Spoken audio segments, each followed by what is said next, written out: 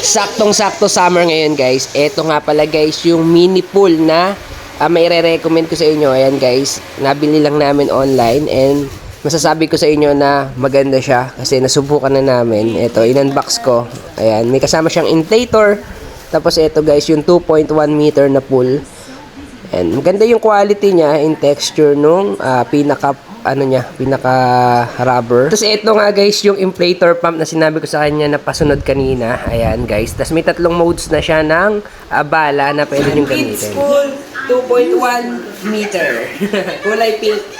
May libre na siya guys na compressor. Ito ayan. Blower. Pang pahangin dito sa ating swimming pool.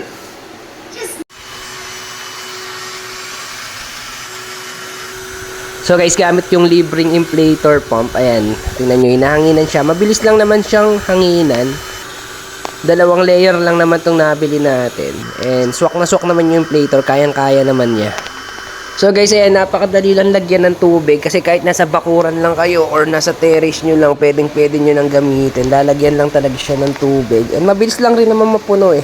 Napakaganda nito, lalo't gusto nyo magbabad sa tubig. Nandyan lang kayo sa bahay nyo, kahit araw-araw nyo gamitin, pwede. And guys, marami pang sizes na pwedeng pagpilian. Kung i-drain naman guys, ito naman yung butas niya. Ayan, napakadali lang, tatanggalin mo lang yan at madedrain na siya ng kusa. Tapos kung pauumpisin guys, ito yung dalawa niyang butas. Ayan, dyan nyo lang siya tatanggalin para numipis, no? Or matanggal yung hangin. So and guys, kung meron ka nito, mag-e-enjoy yung mga kiddos or yung mga miyembro ng family nyo. Ayan, depende sa size lang o-orderin nyo. Ito kasing 2 meters is sapat na para sa anak ko. So guys, kung gusto mo nitong swimming pool, lagay ko sa yellow basket. Oh yeah.